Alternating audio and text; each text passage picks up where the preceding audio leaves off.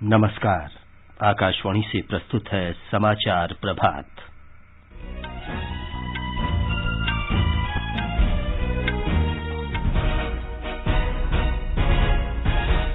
वित्त मंत्री निर्मला सीतारामन ने कहा, सरकार ने बजट में विश्वसनीयता और स्थिरता पर अत्यधिक जोर दिया है।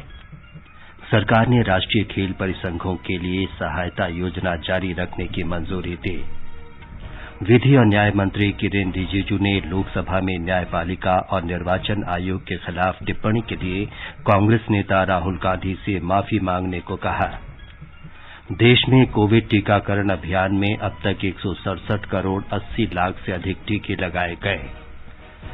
कट्टर माओवादी माडवी हिडमा ने तेलंगाना पुलिस और सीआरपीएफ के समक्ष समर्पण किया। मौसम विभाग ने उत्तराखंड में तेज बारिश और बर्फबारी का अलर्ट जारी किया।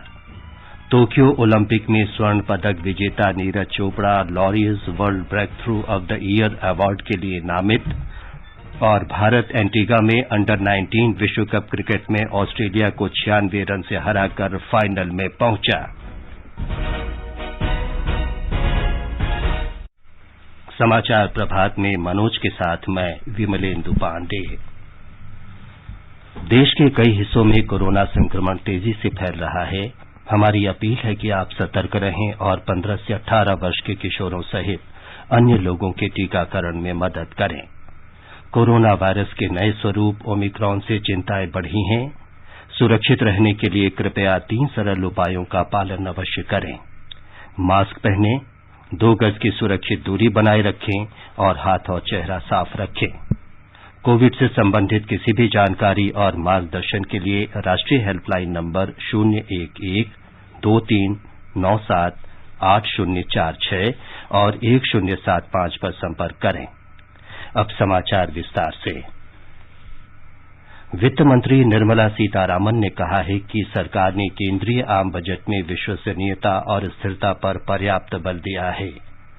वित्त वर्ष 2022-23 के लिए पूंजी व्यय में 35.4% की बढ़ोतरी के साथ इसे 7.5 लाख करोड़ रुपए किए जाने के प्रस्ताव के बारे में श्रीमती सीतारामन ने कहा कि सरकार चाहती है कि अर्थव्यवस्था में सुधार का सिलसिला बना रहे। एक टेलीविजन चैनल से भेंट में वित्त मंत्री ने कहा कि चुनाव आते जाते रहते हैं, लेकिन पटरी पर लौट रही अर्थव्यवस्था को सुदृढ़ समर्थन की आवश्यकता है।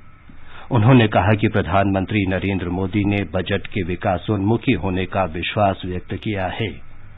वित्त मंत्री ने कहा कि समस्त आलोचनाओं के बावजूद देश में प्रत्यक्ष विदेशी निवेश हो रहा है और कंपनियां अब एफडीआई में साझेदारी से संतुष्ट हैं। उन्होंने कहा कि बुनियादी ढांचे में निवेश से एक अनुकूल विकास चक्र की शुरुआत होगी और अर्थव्यवस्था के विभिन्न आयाम वृद्धि में परस्पर सहयोग करेंगे। सरकार ने राष्ट्रीय खेल परिसंघों के लिए सहायता योजना जारी रखते हुए अगले 5 वर्षों में 1575 करोड़ रुपए के परिव्यय की मंजूरी दी है। ये सहायता योजना केंद्रीय क्षेत्र की प्रमुख योजना है। ये सभी प्रमुख राष्ट्रीय और अंतर्राष्ट्रीय प्रतियोगिताओं में राष्ट्रीय टीमों की तैयारी के लिए धन का मुख्य स्रोत है। इनमें ओलंपिक खेल, पैरा ओलंपिक, एशियाई खेल, राष्ट्रमंडल खेल और अन्य प्रमुख अंतर्राष्ट्रीय टूर्नामेंट शामिल हैं। युवा कार्य और खेल मंत्री अनुराग सिंह ठाकुर ने राष्ट्रीय खेल परिसंघों के लिए सहायता योजना जारी रखने की मंजूरी देने के लिए प्रधानमंत्री नरेंद्र मोदी और वित्त मंत्री निर्मला सीतारामन का आभार व्यक्त किया। श्री ठाकुर ने कहा कि इससे खेल क्षेत्र में गौरवपूर्ण स्थान प्राप्त करने की देश की आकांक्षाओं को बल मिलेगा। इस राशि का उपयोग प्रशिक्षण शिविरों के आयोजन, खेल उपकरणों की खरीद तथा खिलाड़ियों को अंतर्राष्ट्रीय स्तर पर प्रशिक्षण प्रदान करने के लिए किया जाएगा। सरकार ने वर्ष 2022-23 के बजट में खेलो इंडिया योजना के आवंटन में 48% की वृद्धि की है। केंद्रीय युवा कार्य और खेल मंत्री अनुराग सिंह ठाकुर ने अगले 5 वर्षों के लिए खेलो इंडिया योजना को जारी रखने के लिए प्रधानमंत्री नरेंद्र मोदी का आभार व्यक्त किया। खेलो इंडिया युवा कार्य और खेल मंत्रालय की प्रमुख केंद्रीय योजना है। इसका उद्देश्य देश में खेल संस्कृति को बढ़ावा देते हुए खेलों में उत्कृष्टता हासिल करना है। इस योजना का प्राथमिक उद्देश्य खिलाड़ियों के लिए राष्ट्रीय स्तर पर ऐसा मंच प्रदान करना है जहां वे अपनी प्रतिभा का प्रदर्शन कर सकें। वाणिज्य और उद्योग मंत्री पीयूष गोयल ने कहा है कि इस वित्त वर्ष में 4 खरब डॉलर मूल्य की वस्तुओं के निर्यात की संभावना है। लोकसभा में कल उन्होंने बताया कि पिछले अप्रैल से निर्यात मूल्य की दर प्रतिमाह 30 अरब डॉलर बनी हुई है। अब तक ये राशि 3 खरब 34 अरब डॉलर तक पहुंच गई है। श्री गोयल ने कहा कि सरकार स्वतंत्र व्यापार समझौतों या व्यापक आर्थिक भागीदारी समझौतों में शामिल होने के लिए संयुक्त अरब अमारात, ऑस्ट्रेलिया, ब्रिटेन, यूरोपीय संघ और कनाडा जैसे देशों के साथ बातचीत कर रही है।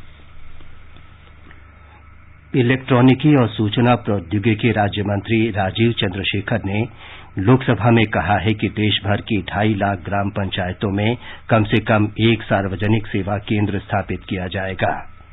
उन्होंने कहा कि इससे सरकार और नागरिकों के बीच ई सेवाओं की उपलब्धता सुलभ होगी।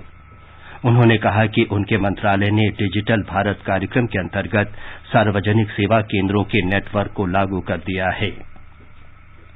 श्री चंद्रशेखर ने बताया कि दिसंबर 2021 तक सभी राज्यों और केंद्र शासित प्रदेशों में कुल मिलाकर 4,46,789 सार्वजनिक सेवा केंद्र कार्य कर रहे हैं।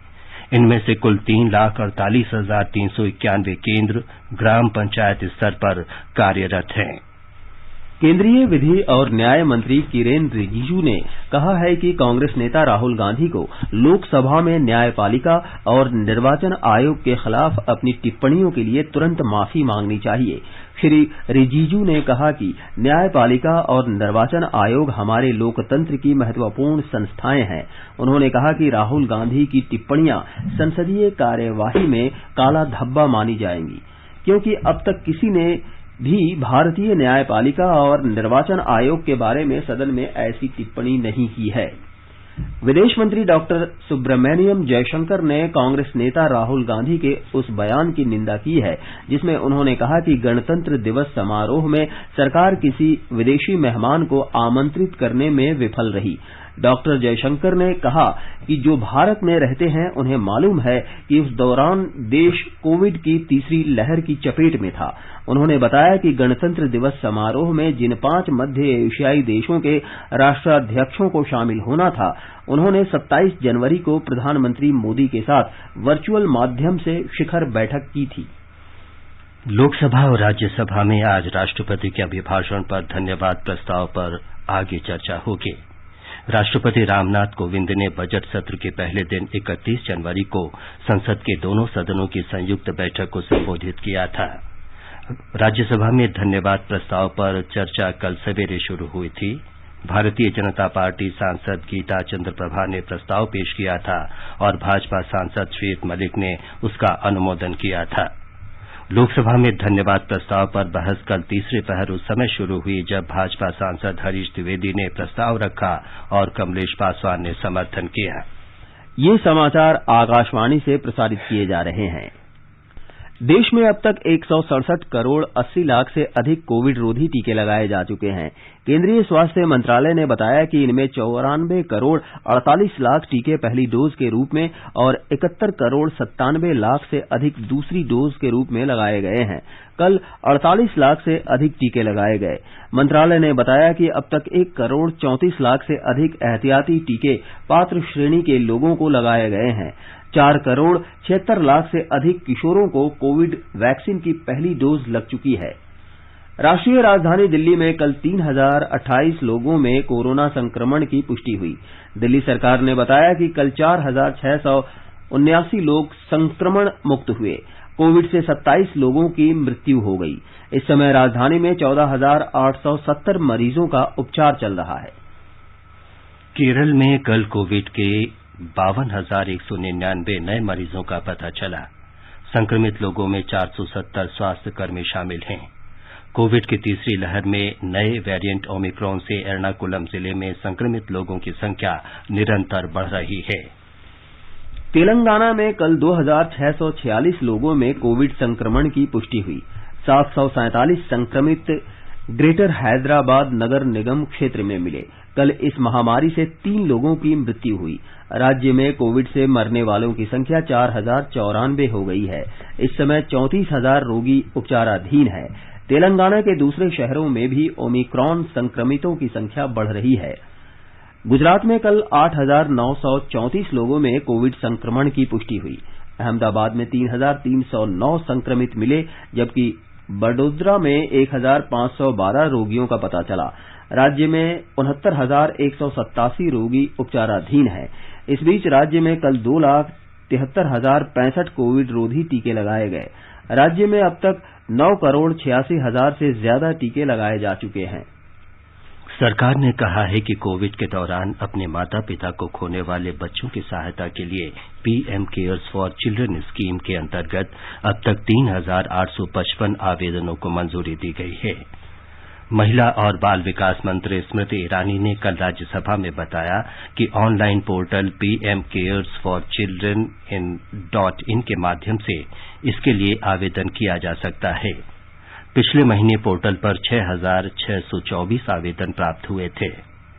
प्रधानमंत्री नरेंद्र मोदी ने PM cares for children scheme की घोषणा की थी। इस योजना के अंतर्गत जरूरतमंद बच्चों को 2,000 रुपये प्रतिमाह की सहायता प्रदान की जाएगी। बाल देखरेख केंद्रों में रहने वाले बच्चों को 2,160 रुपये प्रतिमाह भरण पोषण राशि दी जाएगी। आगे बढ़ने से पहले एक नजर मुख्य समाचारों पर। वित्त मंत्री निर्मला सीतारामन ने कहा, सरकार ने बजट में विश्वसनीयता और स्थिरता पर अत्यधिक जोर दिया है। सरकार ने राष्ट्रीय खेल परिसंघों के लिए सहायता योजना जारी रखने की मंजूरी दी। विधि और न्याय मंत्री किरेन रिजिजू ने लोकसभा में न्यायपालिका और निर्वाचन आयोग के खिलाफ टिप्पणी के लिए कांग्रेस नेता राहुल गांधी से माफी मांगने को कहा। देश में कोविड टीकाकरण अभियान में अब तक 167 करोड़ 80 लाख से अधिक टीके लगाए गए। कट्टर माओवादी माडवी हिडमा ने तेलंगाना पुलिस और सीआरपीएफ के समक्ष समर्पण किया। मौसम विभाग ने उत्तराखंड में तेज बारिश और बर्फबारी का अलर्ट जारी किया। टोक्यो ओलंपिक में स्वर्ण पदक विजेता Neeraj Chopra Lawrence world breakthrough of the year award के लिए नामित। और भारत एंटीगा में अंडर-19 विश्व कप क्रिकेट में ऑस्ट्रेलिया को 96 रन से हराकर फाइनल में पहुंचा। उत्तर प्रदेश में विभिन्न राजनीतिक दलों के नेता विधानसभा चुनाव प्रचार में जुटे हैं। हमारे संवाददाता ने खबर दी है कि भारतीय जनता पार्टी के वरिष्ठ नेता जगत प्रकाश नड्डा, धर्मेंद्र प्रधान, राजनाथ सिंह, योगी आदित्यनाथ और दिनेश शर्मा राज्य के विभिन्न स्थानों पर पार्टी उम्मीदवारों के लिए प्रचार करेंगे। वरिष्ठ भाजपा नेता और केंद्रीय गृह मंत्री अमित शाह गाजियाबाद और बुलंदशहर जिलों में प्रचार करेंगे। समाजवादी पार्टी प्रमुख अखिलेश यादव भी चुनाव प्रचार के लिए बुलंदशहर में ही होंगे। कांग्रेस महासचिव प्रियंका गांधी वाड्रा बुलंदशहर जिले में रोड शो करेंगी। बहुजन समाज पार्टी प्रमुख मायावती गाजियाबाद जिले में जनसभा को संबोधित करेंगी। प्रदेश में पहले चरण के मतदान से पहले राजनीतिक दलों के पास प्रचार के लिए अब महज 6 दिनों का वक्त रह गया है। सभी पार्टियां मतदाताओं को लुभाने की पुरजोर कोशिश कर रही हैं। आज प्रमुख पार्टियों के दिग्गजों का जमावड़ा बुलंदशहर जिले में है, जहां जयंत चौधरी, अखिलेश यादव, अमित शाह और प्रियंका गांधी वाड्रा अपनी अपनी पार्टियों के पक्ष में प्रचार करने वाले हैं। वहीं दूसरी तरफ चौथे और 5वें चरण के चुनाव के लिए नामांकन की प्रक्रिया अभी जारी है। प्रदेश के उप मुख्यमंत्री और कौशाम्बी जिले की सिराथू विधानसभा सीट से भारतीय जनता पार्टी के उम्मीदवार केशव प्रसाद मौर्य आज अपना नामांकन दाखिल करेंगे। इस मौके पर भाजपा के राष्ट्रीय अध्यक्ष जगत प्रकाश नड्डा और पार्टी के उत्तर प्रदेश के चुनाव प्रभारी धर्मेंद्र प्रधान सहित तमाम बड़े नेता मौजूद रहेंगे। वहीं दूसरी ओर चुनाव आयोग मतदाताओं को उनके अधिकार के बारे में जागरूक करने और मतदान प्रतिशत बढ़ाने के लिए लगातार प्रयासरत है। रामपुर में कल नॉक द डोर कार्यक्रम की शुरुआत जिलाधिकारी ने की। पहले चरण के मतदान वाले विभिन्न जिलों में मॉडल बूथ की तैयारियों का काम भी अंतिम चरण में है। सुशील चंद्र तिवारी, आकाशवाणी समाचार, लखनऊ। उत्तर प्रदेश में कांग्रेस, समाजवादी पार्टी और निषाद पार्टी ने विधानसभा चुनाव के विभिन्न चरणों के लिए उम्मीदवारों की घोषणा कर दी है। भारतीय जनता पार्टी और उसकी सहयोगी निषाद पार्टी ने 6 उम्मीदवारों के नामों की घोषणा की। गाजीपुर जिले की सैदपुर सीट से समाजवादी पार्टी के वर्तमान विधायक सुभाष पासी निषाद पार्टी के उम्मीदवार के रूप में चुनाव लड़ेंगे। पार्टी प्रमुख संजय निषाद के पुत्र सरवन निषाद को गोरखपुर में चौरी चौरा सीट से पार्टी का उम्मीदवार बनाया गया है। कांग्रेस पार्टी ने भी विधानसभा चुनाव के लिए उम्मीदवारों की 7वीं सूची जारी की है। पार्टी ने डॉक्टर मनीष चौहान को रायबरेली सदर निर्वाचन क्षेत्र से वर्तमान विधायक और पार्टी छोड़कर भाजपा में शामिल हुई अदिति सिंह के खिलाफ खड़ा किया है। समाजवादी पार्टी ने भी विधानसभा चुनाव के लिए 12 उम्मीदवारों के नामों की घोषणा की है। गोवा विधानसभा चुनाव में राजनीतिक परिदृश्य 2017 के चुनाव से एकदम भिन्न है। पिछले 5 वर्षों में 40 सीटों की विधानसभा के 24 विधायकों ने पाले बदले हैं। हमारे संवाददाता ने खबर दी है कि इस बार 301 उम्मीदवार चुनाव मैदान में हैं। भारतीय जनता पार्टी पहली बार सभी 40 सीटों पर चुनाव लड़ रही है। दूसरी ओर कांग्रेस ने 37 सीटों पर उम्मीदवार खड़ा किया है, जबकि पार्टी ने अपने गठबंधन दल गोवा फॉरवर्ड पार्टी को 3 सीट दिया है। तृणमूल कांग्रेस पहली बार गोवा विधानसभा चुनाव लड़ रही है। टीएमसी के 26 उम्मीदवारों के चुनावी किस्मत का इस बार फैसला होगा। टीएमसी ने महाराष्ट्रवादी गोमांतक पार्टी से गठबंधन किया है, जिसने 13 उम्मीदवारों को चुनाव मैदान में उतारा है। दूसरी बार विधानसभा चुनाव लड़ रही आम आदमी पार्टी ने 39 उम्मीदवारों को टिकट दिया है, जबकि एक निर्दलीय उम्मीदवार का समर्थन करने का फैसला किया है। एनसीपी का शिवसेना के साथ राजनीतिक तालमेल है। एनसीपी के 12 और शिवसेना के 11 उम्मीदवार चुनाव लड़ रहे हैं। 82 निर्दलीय उम्मीदवार भी चुनाव मैदान में हैं। इस बार रिवोल्यूशनरी गोवा पार्टी, जय महाभारत पार्टी, गोविंचो स्वाभिमान पार्टी और संभाजी ब्रिगेड जैसी नई पार्टियों ने चुनावी मुकाबले को रोचक बना दिया है। आकाशवाणी समाचार के लिए पणजी गोवा से कृष्ण कुमार लाल। कट्टर माओवादी माडवी हिडमा ने तेलंगाना पुलिस और केंद्रीय रिजर्व पुलिस बल के समक्ष समर्पण कर दिया है। छत्तीसगढ़ के इस माओवादी ने कल तेलंगाना के मुलुगु में समर्पण किया। छत्तीसगढ़ पुलिस ने हिडमा का सुराग देने वाले के लिए 25 लाख रुपए इनाम की घोषणा की थी। हिडमा पर अप्रैल 2021 में छत्तीसगढ़ के बीजापुर में सीआरपीएफ जवानों पर हमले की साजिश का संदेह है। इस हमले में 22 जवान मारे गए थे। प्रधानमंत्री नरेंद्र मोदी ने हर व्यक्ति से नई दिल्ली के राष्ट्रीय समर स्मारक देखने का आग्रह किया है। श्री मोदी ने ट्वीट संदेश में कहा कि भारत की गौरव और टेबल टेनिस खिलाड़ी मणिका बत्रा ने राष्ट्रीय समर स्मारक पर आने का अपना अनुभव साझा किया है। प्रधानमंत्री ने पिछले महीने की 30 तारीख को आकाशवाणी से मन की बात कार्यक्रम में लोगों से राष्ट्रीय समर स्मारक देखने का आग्रह किया था। उन्होंने कहा था कि यहां आकर उन्हें एक अलग प्रकार की ऊर्जा और प्रेरणा का अनुभव होगा। इंडिया गेट के समीप अमर जवान ज्योति और पास में ही नेशनल वॉर मेमोरियल पर प्रज्वलित ज्योति को एक किया गया। नेशनल वॉर मेमोरियल में आजादी के बाद से शहीद हुए देश के सभी जाबाजों के नाम अंकित किए गए हैं। मुझे सेना के कुछ पूर्व जवानों ने पत्र लिखकर कहा है कि शहीदों की स्मृति के सामने प्रज्वलित हो रही अमर जवान ज्योति शहीदों की अमरता का प्रतीक है। मैं आप सभी से कहूंगा, जब भी अवसर मिले नेशनल वॉर मेमोरियल जरूर जाएं। केंद्र ने देश के विभिन्न हिस्सों में शैक्षणिक संस्थान फिर से खोलने के लिए संशोधित दिशा निर्देश जारी किए हैं। शिक्षा मंत्रालय ने राज्य और केंद्र शासित प्रदेशों की सरकारों को कहा है कि वे अपने स्तर पर निर्णय करें कि लॉकडाउन के बाद स्कूल आने के लिए विद्यार्थियों के माता पिता से सहमति लेने की आवश्यकता है या नहीं। अंडर 19 क्रिकेट विश्व कप के फाइनल में शनिवार को भारत का मुकाबला इंग्लैंड से होगा। एंटीगा में कल सेमीफाइनल में भारत ने ऑस्ट्रेलिया को 96 रन से हराकर फाइनल में जगह बनाई। 291 रन के लक्ष्य के जवाब में ऑस्ट्रेलिया की टीम 42वें ओवर में 194 रन पर आउट हो गई। इससे पहले भारत ने 50 ओवर में 5 विकेट पर 290 रन बनाए थे। इंग्लैंड ने सेमीफाइनल में अफगानिस्तान को पराजित किया था। टोक्यो ओलंपिक में स्वर्ण पदक विजेता नीरज चोपड़ा को प्रतिष्ठित लॉरियस विश्व खेल पुरस्कारों के लिए नामित किया गया है। ओलंपिक में एथलेटिक्स में भारत के लिए पहला स्वर्ण पदक जीतने वाले Neeraj Laureus world breakthrough of the year award के लिए 5 अन्य खिलाड़ियों के साथ नामित किए गए हैं। 24 वर्षीय नीरज तीसरे भारतीय खिलाड़ी हैं जिन्हें इस पुरस्कार के लिए नामित किया गया है। आजादी का अमृत महोत्सव के लिए सभी उपभोक्ताओं को शुभकामनाएं। हॉलमार्क सोने की शुद्धता सुनिश्चित करता है। हमेशा हॉलमार्क वाले सोने के आभूषण खरीदें। उपभोक्ता संबंधित किसी भी शिकायत के लिए कृपया राष्ट्रीय उपभोक्ता हेल्पलाइन के टोल फ्री नंबर 14404 पर संपर्क करें।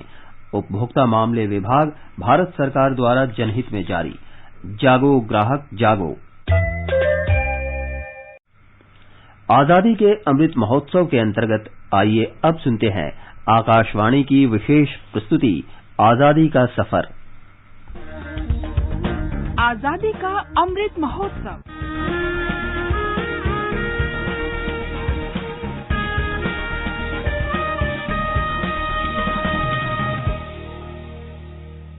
आजादी का सफर आकाशवाणी के साथ। भारत का गौरवशाली स्वतंत्रता संग्राम आधुनिक विश्व के महानतम संघर्षों में से एक है।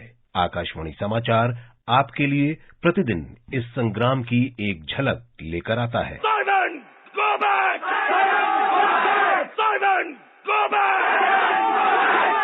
3 फरवरी 1928 को साइमन कमीशन बंबई पहुंचा। साइमन कमीशन दरअसल भारतीय सांविधिक आयोग था, जिसका गठन 1919 के भारत सरकार अधिनियम के कामकाज पर रिपोर्ट देने के लिए किया गया था। आयोग की इस यात्रा का उद्देश्य ब्रिटिश भारत में संवैधानिक सुधार का अध्ययन करना तथा इस तरह के और सुधारों का सुझाव देना था। जॉन साइमन और क्लेमेंट एटली की संयुक्त अध्यक्षता वाले इस आयोग में 7 सदस्य शामिल थे, जो सभी ब्रिटिश थे। आयोग में एक भी भारतीय को शामिल नहीं किया गया था, इसलिए राष्ट्रीय नेताओं और स्वतंत्रता सेनानियों ने इसका कड़ा विरोध किया। Simon commission! Simon commission! Bharat माता की जय! वंदे मातरम! वंदे मातरम! 1927 में मद्रास में आयोजित भारतीय राष्ट्रीय कांग्रेस के वार्षिक अधिवेशन के दौरान आयोग का बहिष्कार करने का निर्णय लिया गया। आयोग के भारत आगमन पर पूरे देश में हड़ताल की गई। आयोग के गठन की निंदा करने के लिए देश भर में बैठकें भी आयोजित की गईं। आयोग को हर शहर में विरोध का सामना करना पड़ा। मद्रास में प्रदर्शनकारियों पर फायरिंग हुई और कई जगहों पर लाठीचार्ज किया गया। केंद्रीय विधानसभा ने बहुमत से निर्णय लिया कि उसका आयोग से कोई लेना देना नहीं होगा। पूरे देश में साइमन वापस जाओ के नारे गूंजने लगे। लखनऊ में गोविंद बल्लभ पंत पुलिस के लाठीचार्ज में घायल हो गए और जीवन भर के लिए अपंग हो गए।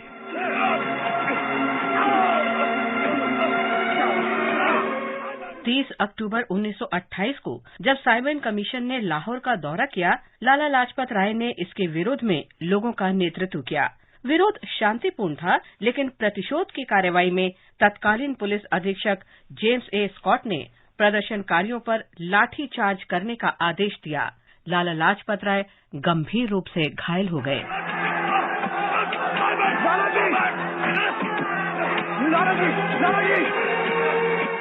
इसके बावजूद उन्होंने चिकित्सा सहायता पहुंचने से पहले ही वहां एकत्र लोगों को संबोधित किया और कहा कि उन पर किया गया ये क्रूर प्रहार ब्रिटिश भारत के ताबूत में अंतिम कील साबित होगा।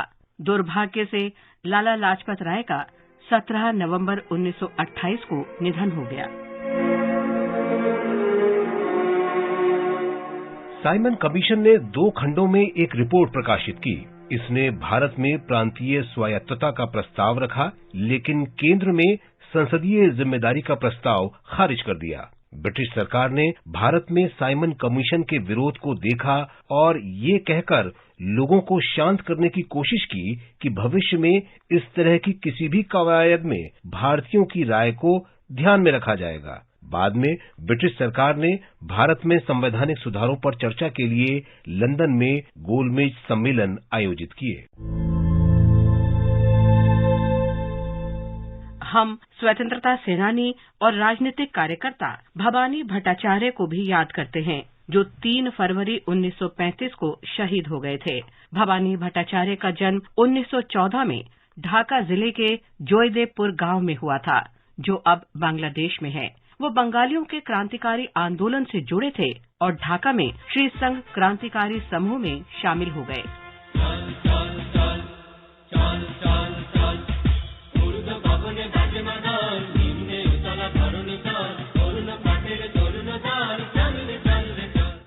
1934 में भवानी प्रसाद ने अपने साथियों रवि रंजन बनर्जी, मनोरंजन बनर्जी और उज्ज्वला मजूमदार के साथ 8 मई 1934 को दार्जिलिंग के लेबोंग रेसकोर्स में बंगाल के दमनकारी राज्यपाल जॉन एंडरसन की हत्या की योजना बनाई। भवानी राज्यपाल से मिलने गए और उन पर गोली चला दी, लेकिन गलती से गोली एक ब्रिटिश महिला को लगी। पुलिस की गोलीबारी में भवानी घायल हो गए, उन्हें गिरफ्तार कर लिया गया और जेल में डाल दिया गया। बाद में अदालत ने उन्हें मौत की सजा सुनाई। भवानी प्रसाद को 3 फरवरी 1935 को राजशाही सेंट्रल जेल में फांसी दे दी गई। हम इस महान शहीद को नमन करते हैं। मौसम विभाग ने उत्तराखंड में आज और कल तेज बर्फबारी और वर्षा की आशंका को देखते हुए ऑरेंज अलर्ट जारी किया है। मौसम विभाग ने कहा कि गढ़वाल क्षेत्र के कुछ स्थानों पर आज गरज के साथ आंधी, वर्षा और बर्फबारी की संभावना है। आकाशवाणी से बातचीत में मौसम विभाग के महानिदेशक मृत्युंजय महापात्रा ने बताया कि हिमाचल प्रदेश और जम्मू कश्मीर में हिमपात और वर्षा होने की संभावना है।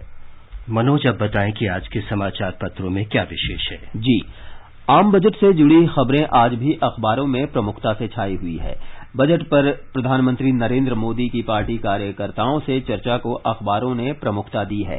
जनसत्ता ने प्रधानमंत्री के बयान को सुर्खी दी है, आम जनों को बुनियादी सुविधाएं देने पर जोर, कोरोना बाद बदलेगी दुनिया।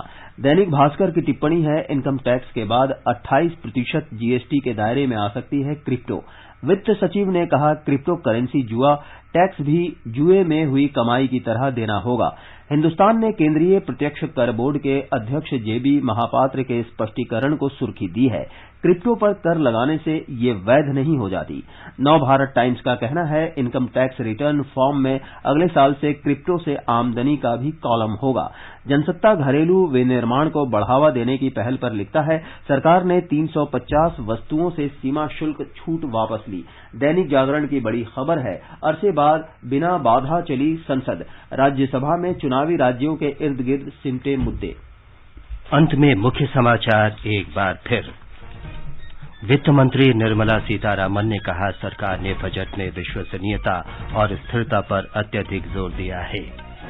सरकार ने राष्ट्रीय खेल परिसंघों के लिए सहायता योजना जारी रखने की मंजूरी दी। विधि और न्याय मंत्री किरेन रिजिजू ने लोकसभा में न्यायपालिका और निर्वाचन आयोग के खिलाफ टिप्पणी के लिए कांग्रेस नेता राहुल गांधी से माफी मांगने को कहा। देश में कोविड टीकाकरण अभियान में अब तक 167 करोड़ 80 लाख से अधिक टीके लगाए गए। कट्टर माओवादी मांडवी हिडमा ने तेलंगाना पुलिस और सीआरपीएफ के समक्ष समर्पण किया। इसके साथ ही समाचार प्रभात का ये अंक समाप्त हुआ। नमस्कार।